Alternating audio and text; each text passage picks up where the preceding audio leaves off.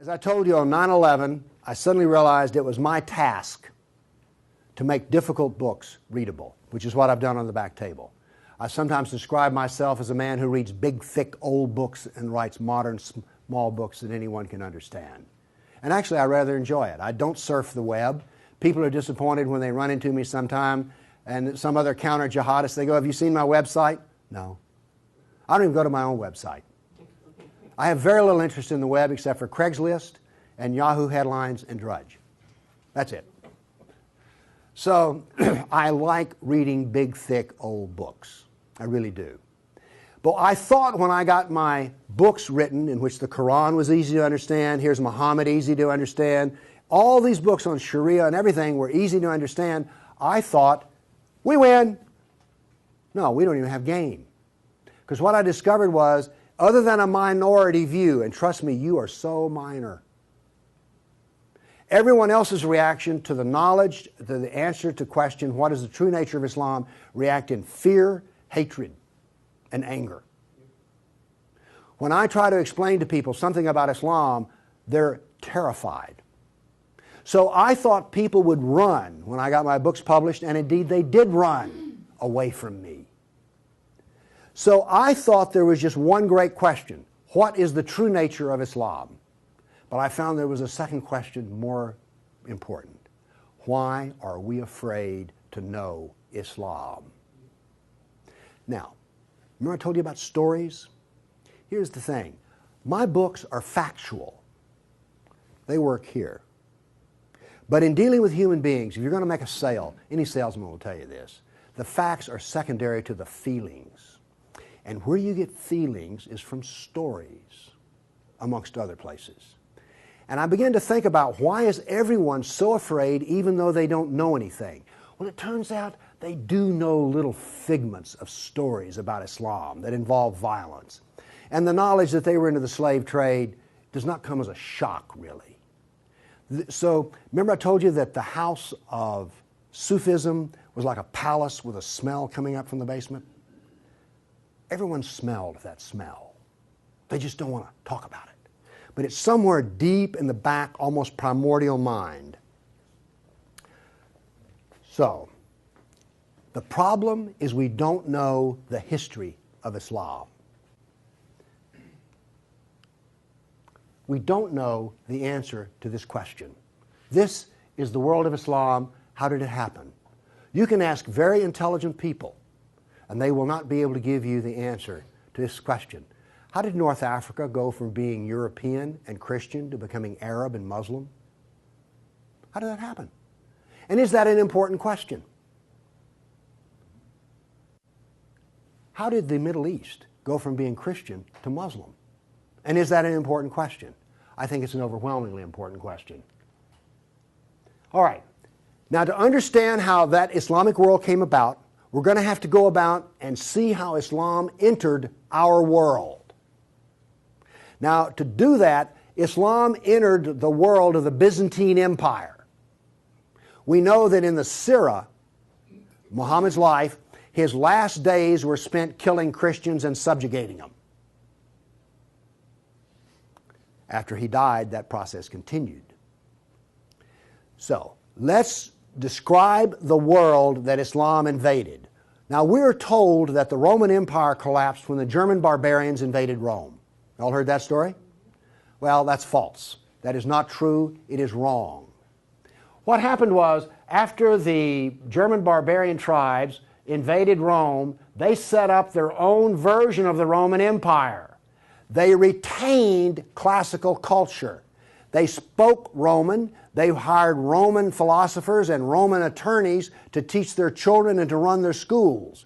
They came into the Roman Empire not to destroy the empire, but just to get the goods for themselves. The eastern part of the empire, so-called Byzantine Empire, is over here. Now, this is after the German invasion. The important point is this: there was still a classical empire. It's not collapsed. Then, after the fall of Rome, the Byzantines gradually exerted their political influence till now this was the new form of the Roman Empire. This is the Byzantine Empire, and it is about to be invaded. This is the classical world that Islam invaded. Notice that the classical world is still up and running. It's critical to remember that. It was now weak, but it was still up and running. We're going to see what caused its collapse. Here we see in 25 years, 3 stages of development of the spread of Islam. This is 25 years' work. How is it that the Arabs were able to do to the Byzantine Empire what the Persians could not do in Iran? Here's the answer to that question. It has to do with Iran, actually. The Greeks and the Persians had been having wars since forever. All right? The 300 at Thermopylae, that was about the Persians. All right? Alexander the Great, he defeated the Persians. The Persians kept hammering on the Romans and then the Byzantines, and 25 years before Islam invaded, there was one massive last series of battles that left Persia weak and the Byzantine Empire very weak. Then comes along the Black Plague. 1 person in 3 dies. So the Byzantine Empire, when Islam invaded, had been weakened by a long war with Persia and the loss of 1/3 of its population. The economy had collapsed by 2/3. You think the Obama economy is bad? Try 2/3. So we had an empire that was weak, invaded by people with a mission. Now what's important here is these 3 different shades of green represent the different caliphs. This empire is beginning to build here came from people who could be described as the apostles of Muhammad. Why is it important to know that? They knew Muhammad. They held his hand. One of them, Ali, married his daughter. Abu Bakr was his father-in-law. These people are not just brothers in the religious sense, they're brothers in the family sense. They knew Muhammad like I know my wife. And what did they do? Did they go out preaching the Quran? No, they didn't. They picked up their swords, got on their camels and horses, and went out whacking Christians and Persians. That is, this is the true nature of Islam. Here you see it. This is the fruit on the tree. Massive destruction. Now notice something else that's happened here. Egypt is the breadbasket of the Mediterranean. Syria, the heart of the intellectual world of the classical empire. In 25 years, the classical civilization lost its ability to feed itself and lost its biggest brain trust. This destroys classical Christianity. Christianity that we have today is a bloody stump of the original Christianity. Why? This destroyed the heart of it, transformed it. The first stage of the annihilation of classical empire, gone. The heart of it's gone. Okay. A century later, notice over here in Spain, 750 AD, Spain is already Muslim. This is rapid fire conquest. This is going to become very important because this happened as it were in the life of a nation overnight. This brutal assault is the key as to why we fear Islam. Now then, you're next going to see history that you've not heard before. I'm not a historian, but I am a scientist. And I can reason from data. I knew, once I read the story of Muhammad, that I had been fed a pack of lies about what caused the Dark Ages. Roman barbarians didn't cause the Dark Ages. First off, why would these barbarians were Germans?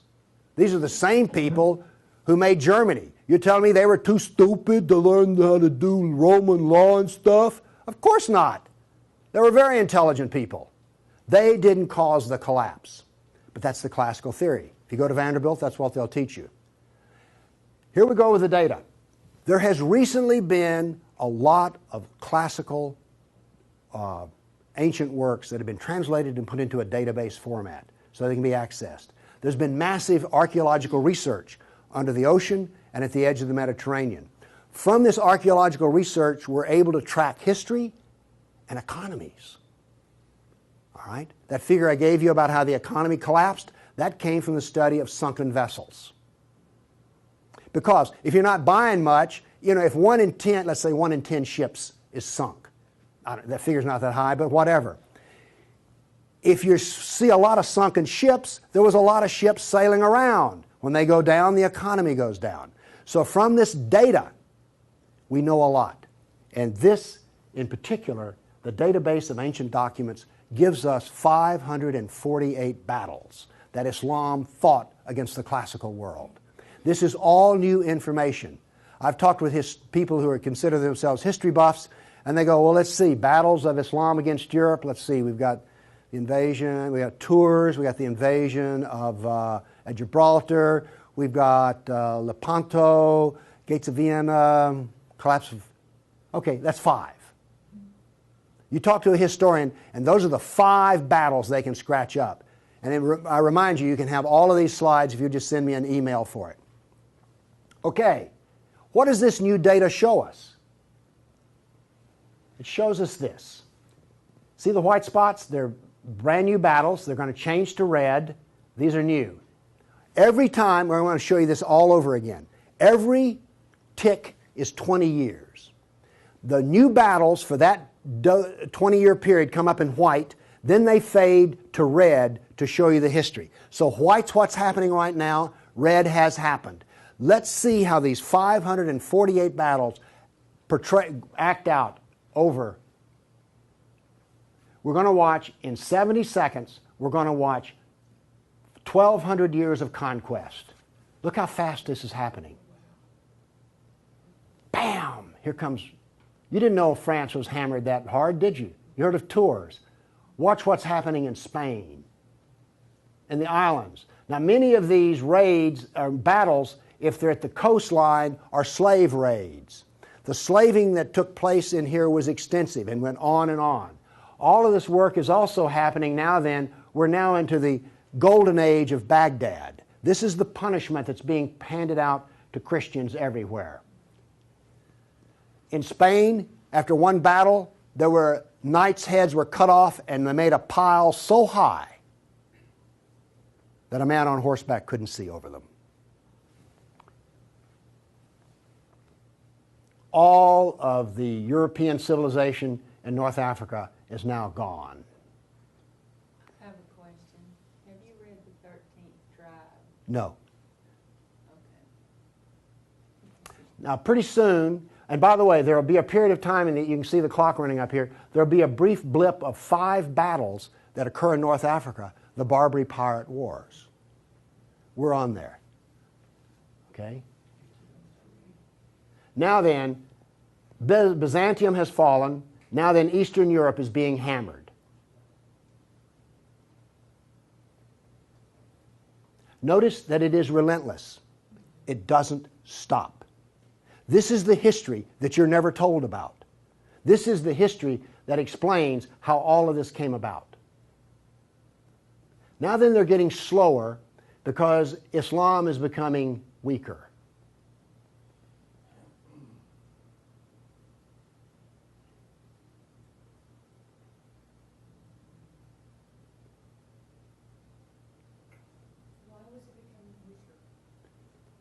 Corruption.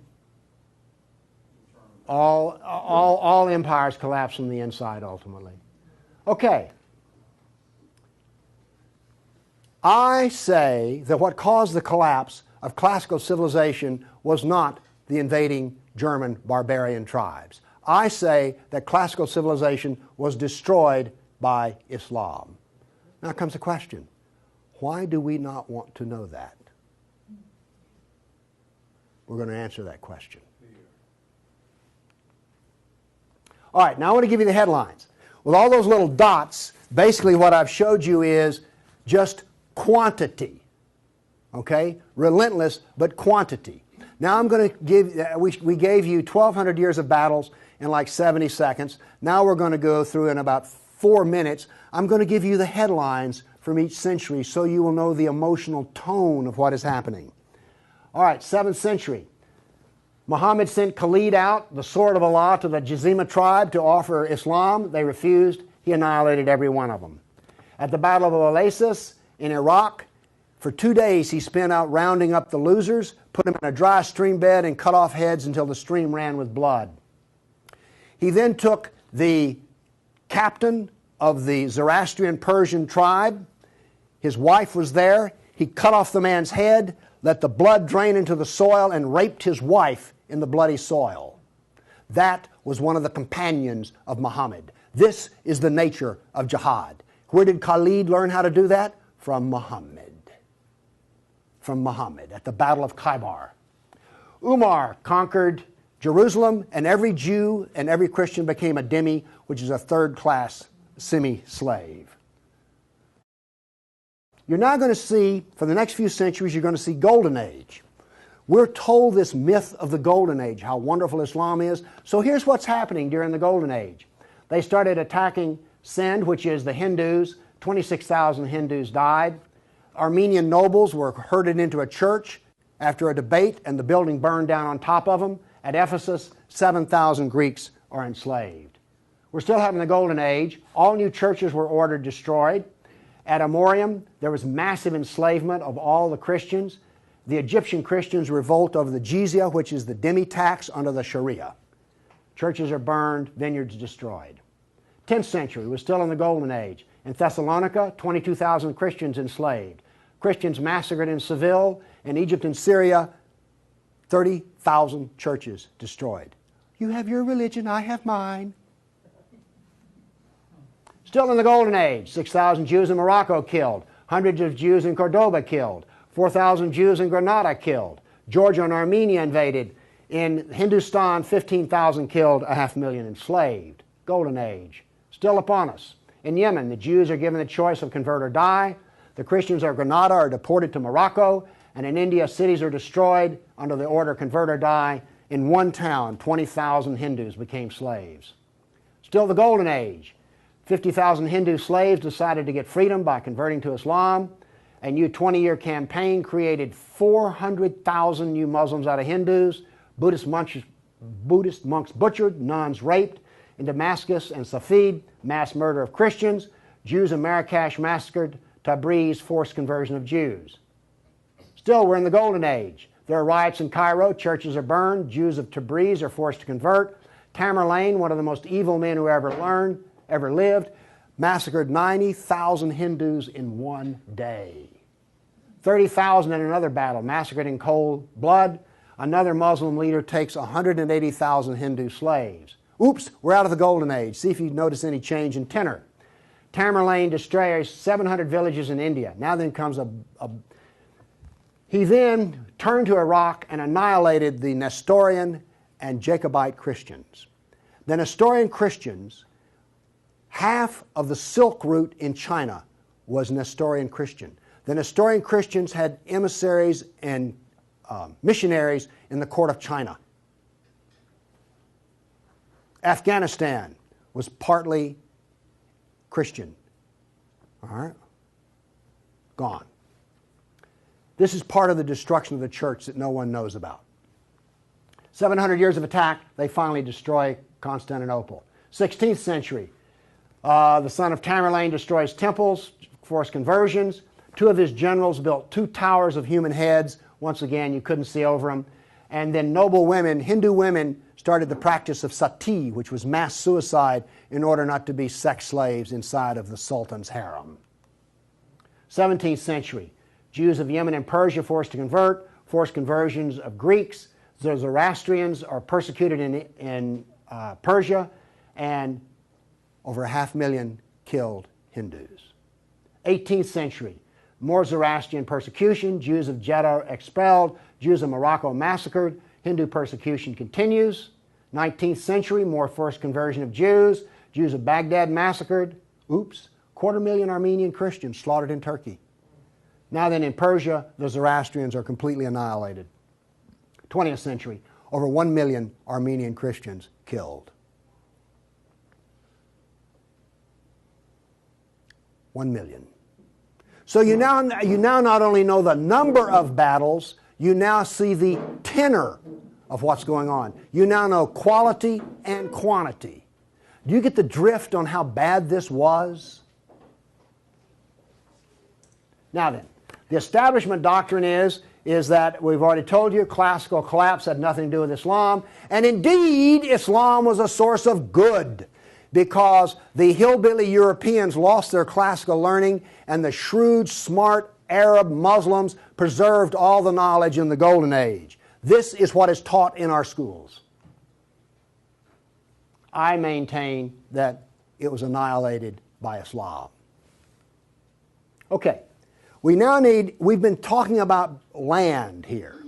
I now want to talk about water because classical civilization was based upon the Mediterranean Sea. Egypt was part of the Mediterranean world. It was not part of the African world, okay? Because to go from Alexandria, Egypt to Nigeria was a lifetime. But you could get on a ship and be there in 10 days. Does this make sense? It was cheap transportation. You could haul a ton of grain from Egypt to Rome as much as it cost 75 miles by ox cart. This is important.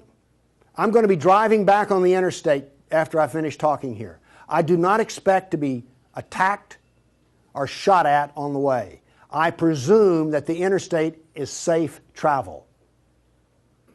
It used to be that way under the Roman peace. That ended. The importance of naval work, as many as 500 boats could be in the harbor of Constantinople. The collapse of the freedom of sea. Let me show you something. Now we know this from history, the data. Rome used to communicate with France by boat. After Islam, they went overland through the Alps. Why did they do that? There was no longer freedom of the sea. Here's interesting. The Black Plague was a known problem in the Mediterranean. It used to take 4 months to get from here to Constantinople because there was sea trade back and forth. Well, that was eliminated. So now then, when there was an outbreak of the Black Plague, it went from harbor to harbor, all around here, and it took 4 years to get to here. Do you see the point I'm making?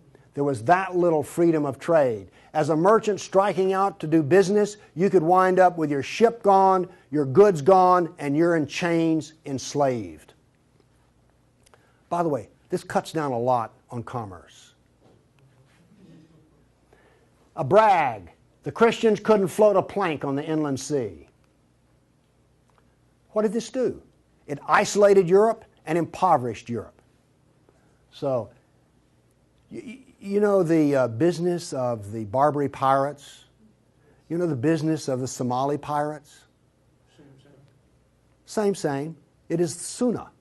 It is Sunnah, the way of Muhammad. There's a famous hadith which is repeated endlessly in which Muhammad awakes in a dream and he sees his jihadists sailing the inland sea.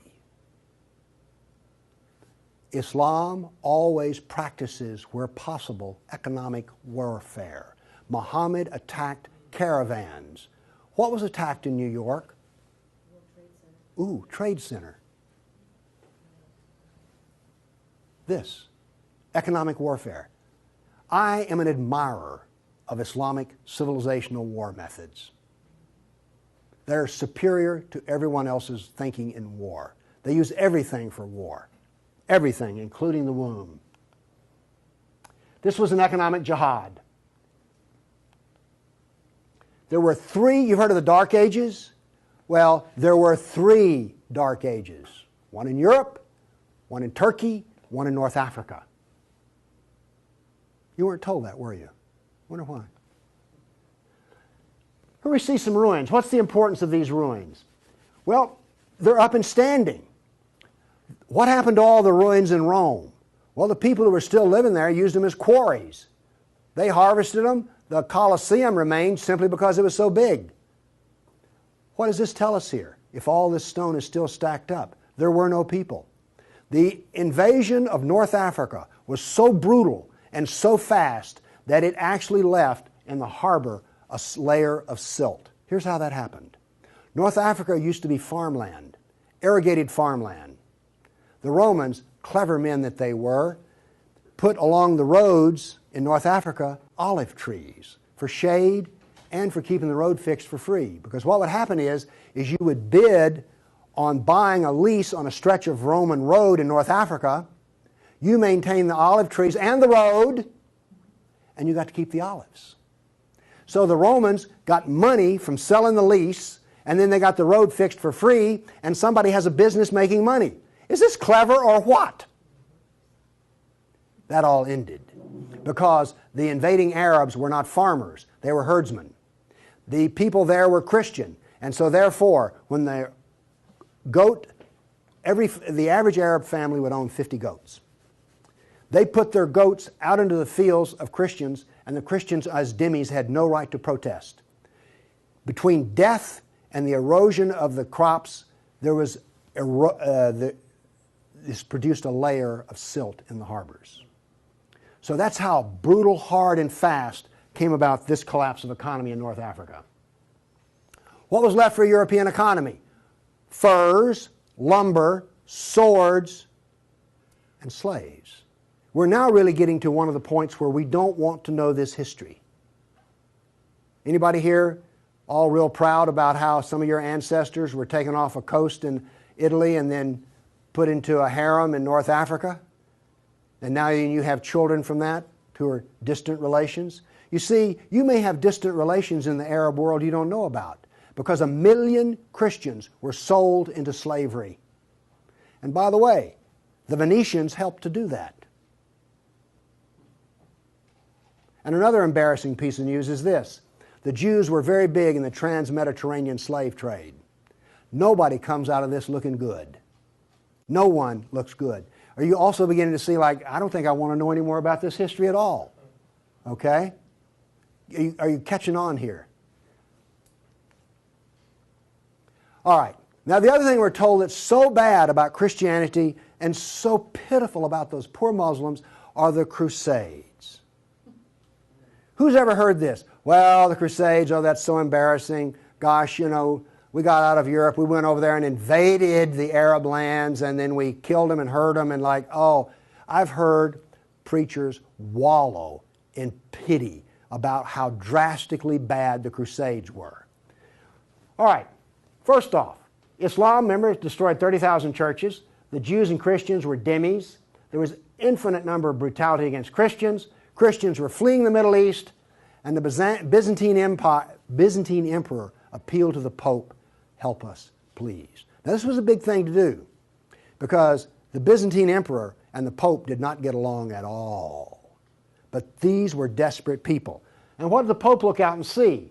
This is the world that he saw in 1100, the time of the First Crusade. Well, let's see, this much of Spain is Muslim, and we're getting our behind kicked on a regular basis.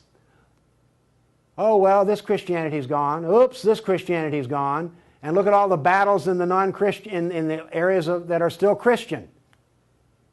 Do you see the geopolitical problem that the Pope was facing here? This was not just some, you know, we'll saddle up, get on our horses, and go steal from them Arabs, which is what you're told. This is the political picture. But now then, let's do this. Let's look at a battle map for the Crusades. Let's be fair. I showed you the jihad map. Now here comes the Crusade battle map.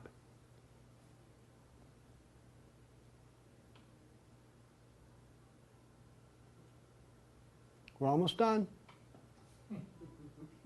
That's it. Now we're told that the Crusades are the moral equivalent of jihad. And therefore we need to be ashamed and whine and cry. All right.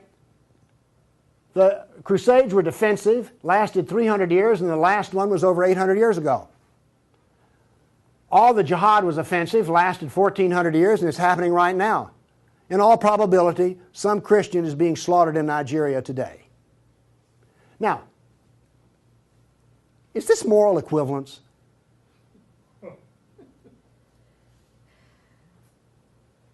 Why won't they teach this in a church school? So the ministers will stop, oh, the Crusades were just so terrible. No, the Crusades were one of the few times the church put steel in its spine. And then we apologize for it. Now then, let's go to the great benefits of Islam. We're told about two different golden ages. We're told about Andalus, the wonderful empire in Spain, in which there was multicultural peace, and Jew and Christian and Muslim all lived together in a golden age in Europe. You ever heard that? Well, here we go. This is the battle map of the golden age in Andalus. Now, while all this is going on, orders for slaves are being filled. The first slave order out of Spain was the Caliph ordered up 3,000 blonde virgins.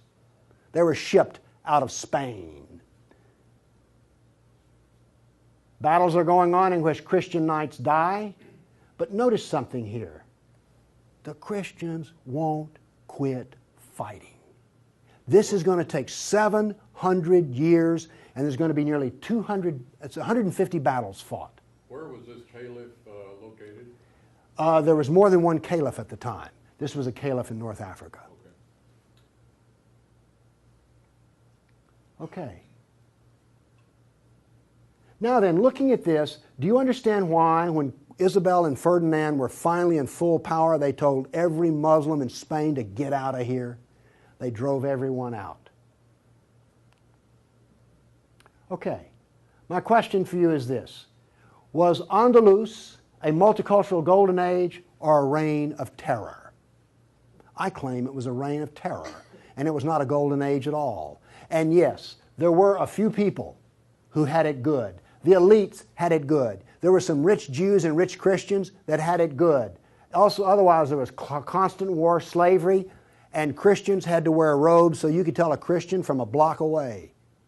And a Christian couldn't carry a sword, and they paid special taxes. And then we come to the question, why are we told this story? Now we have the Baghdad Golden Age. Here we go. This is all the battles that are fought during the period of the Golden Age in Baghdad. Now, not only are they as busy as they can be killing Christians, but they're also busy establishing the Sharia doctrine. They're also busy establishing the Hadith doctrine. And they're also busy in doing things like slave trading. You know all those exotic photo pictures you've seen of the harem? They're sort of pre-Playboy sexy, beautiful women in gauzy outfits. All of those women were Christians. Less romantic sounding, isn't it? The other thing that's happening in Baghdad is this. A new philosophy is being generated in which there is no cause and no effect. This turns out to paralyze the mind. Okay, those were all the battles that were fought during the mythical Golden Age. Okay, during the Golden Age, Christians and Jews were dhimmis, Christians were sex slaves. Here's one that gets me. During this Baghdad Golden Age, they evolved a philosophy in which there were no laws of nature and there was no cause and effect. I'm a scientist. We work off of two laws, the law of contradiction, does the data contradict the data, and the law of cause and effect. I've just explained to you why, out of their Golden Age, why you don't find Muslims getting Nobel Prizes in science. You cannot be a scientist and not believe in cause and effect. You just can't. Won't work. Now then, the Christians did all of the vaunted translation of the Golden Age text, and get this. We're told that this was such a great peak of learning, they destroyed 90% of the books. And we're told that the remaining 10% they preserved is like, oh, this was the Golden Age. Oh, we live in eternal gratitude to the Muslims. If they had come along, we'd have had 100% of them. Presented with a library in India, the largest library in the world was a Buddhist library in Nalanda. They came to him and reported the existence after they had conquered, and they said, "What shall we do with the library?" The order from the general was this: if it contains any information that is in the Quran, we already have it, burn it. And if it contains any information that is not in the Quran, it is false, burn it. The same was done with most all of the libraries. And why are we told this was some wonderful golden age that preserved knowledge for us? Ottoman Empire, 1683. The reason I have this up here, Islam in Europe. That's the world today. I've now explained to you how this world came about. It came about through relentless, brutal persecution of everyone who was not a Muslim. Now then, let's change to modern times. All of that work stops in 1922. This works off a database of 19,000 jihad attacks since 9/11. There are things like this. I know the date, the country, the city, how many are killed, how many injured, and a description. Now, when you present a guy like me with 19,000 pieces of data, I start asking questions. How do we make this make sense? So let's make it make sense. By the way, you did hear all about these 19,000 attacks in the Tennessean and the local newspaper, didn't you? You did hear about this. It was on the nightly news. We heard about Fort Hood. Oh, the workplace incident. Oh yeah, I got that. All right. Anyway, moving along here. This, by the way, is where all these took place. I just think that's interesting. And you'll notice something. This is the Islamic world, and it all centers around it. But notice how much is happening in Europe. Okay. I take the data and I parse it and I divide it. I use Islamic doctrine to analyze this data. What does Islam insist on? Well, in my first lecture, I told you they're fixated on the kafir, right? So I use the kafir to analyze this data from an Islamic standpoint. See, I'm the ultimate multiculturalist. No, really. I'm the only person you've ever met who analyzes Islam on the basis of Islam. Here we go. Here we have, in the last 10 years, the total number of attacks. In the green, we have Muslim on Muslim violence. You mean a Muslim will kill a Muslim? Really? They're doing it in Syria as we speak, right? Remember Iran, Iraq? Okay. Then we have the only one I care about. I mean, my motto here is sell weapons and intelligence to the loser. I'm very serious. You think I'm joking. I know. Okay, here's our story right here. Stays pretty level. That's interesting. By the way, there's hardly a day in which there's not a jihad attack. Modern jihad is relentless, just like classical. Oh, by the way, one of the things this curve proves right here, Islam is bad for Kafirs. Islam is bad for Muslims. Islam is bad for Muslim and non-Muslim. That's what this data shows us. You want to argue with that? Okay, modern jihad is relentless. But what did we see in the other battle map? It was relentless. There are two types of jihad, against the kafir and against Muslim. You see, every time they kill a Muslim, the reason in Syria they're killing other Muslims, they're not real Muslims. Okay? Now then, we've introduced, however, a new phenomena. The mom and pop non-state jihadi shop. Okay? All of those battles up to 1922 were out of the caliph. Okay? We now have non-state jihad. That is all that is different. Okay, jihad attacks per year. I just chose the top 4 nations. But this doesn't really give us what we want because Israel's teeny weeny and India's great big, so let's do this on per capita. Now then, Israel, I bet you were surprised about Thailand. You didn't know that Thailand was getting whacked on a regular basis, did you? And look, here's a Christian nation, the Philippines, ranks number 3. And then India was Hindu. Oops, wait a minute. Do you know what I just told you? Jihad is against the Jew, the Buddhist, the Christian, and the Hindu. This is the data. Now you go to these dialogues, these multicultural smoozes they have, where the preacher and the rabbi and the imam show up. The preacher and the rabbi show up to tie, the Muslim shows up to win.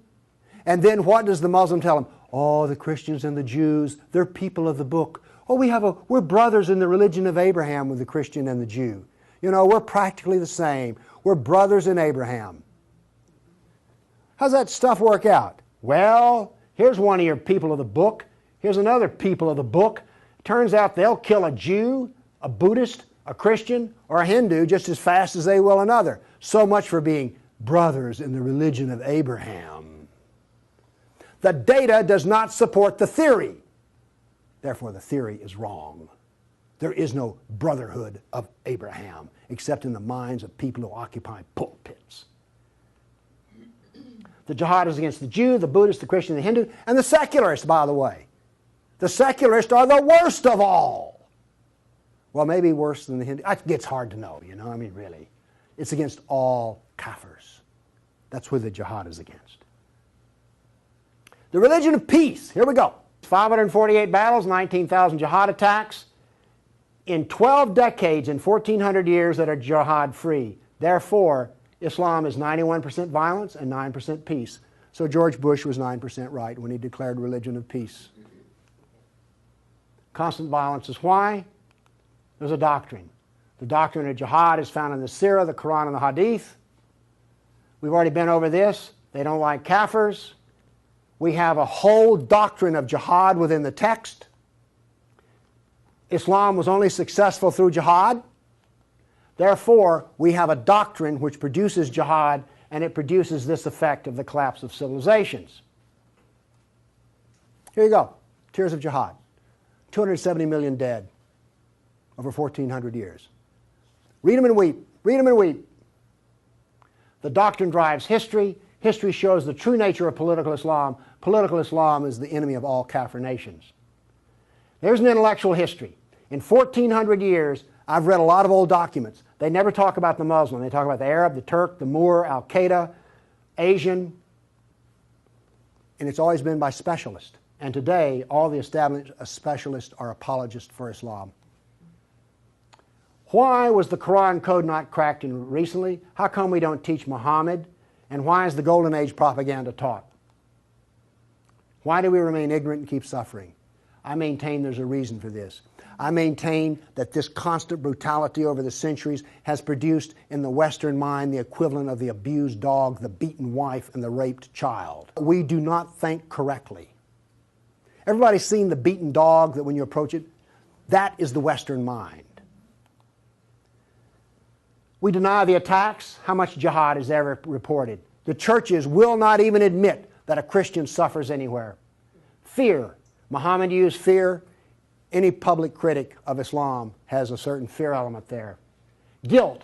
Oh, we haven't treated Islam right. If we treated him better, everything would be good. We don't teach the history. We humiliated. Who here is going to go home and brag about how your ancestors were slaves, how your history was annihilated, and that all we teach is the lie of the Golden Age? Have you not noticed since 9/11 how bitter and angry politics has gotten? The reason is we're not allowed to get angry at the enemy, so we get cranky with each other. We're powerless. Anybody want to debate about this? The abuser. Muslims will not admit they sold a single slave or ever killed a person. They're arrogant and self-confident. Islam is perfect. Word Islam means submit. They expect submission out of us, and they get it. Islam is the victim. After 9/11, I heard this. The real victims of 9/11 were the Muslims. You've heard that anywhere? After 1,400 years of jihad, brutality, enslavement, theft, deception, rape, annihilation, and insults, the Kafir mind has become identical to that of an abused victim. Our only solution is to face our history and welcome it and embrace it. This is exactly the way we will heal our nation, is the way we heal a person who's been brutalized. You have to go back to the original event. And this is why we are afraid. Thank you.